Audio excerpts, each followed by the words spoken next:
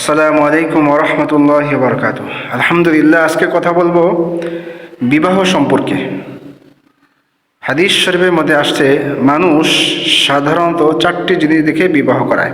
এক, তুনকাহুল মারআতু লিআরবাইন, অর্থাৎ মানুষ বিবাহ করে চারটি জিনিস দেখে। এক হলো লিআরবাইন ওয়ালিমালিহা, এক নম্বর হলো ওয়ালিমালিহা, মহিলার ধন সম্পদ দেখে। তারপরে ওয়ালি হাসাবিহা, এবং তার বংশ দেখে। তারপরে ওয়ালি জামালিহা, এবং তার সৌন্দর্য দেখে। 4 নম্বরে দেখা হচ্ছে দিনদার। তো রাসূলুল্লাহ সাল্লাল্লাহু আলাইহি সাল্লাম বলেছেন, কোনো মহিলার মধ্যে যদি তোমরা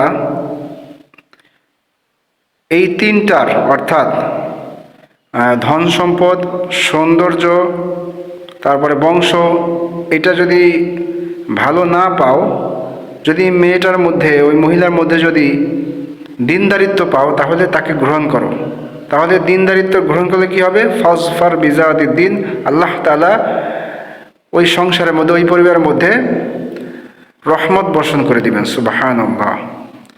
আর যদি দিনদারিত্ব বাদ দিয়ে আমরা বংশ দেখি, ধন সম্পদ দেখি, তারপরে সৌন্দর্য দেখি, তাহলে ওই সংসার এবং ওই পরিবারের মধ্যে কোনো বরকত হয় না। এজন্য আমাদের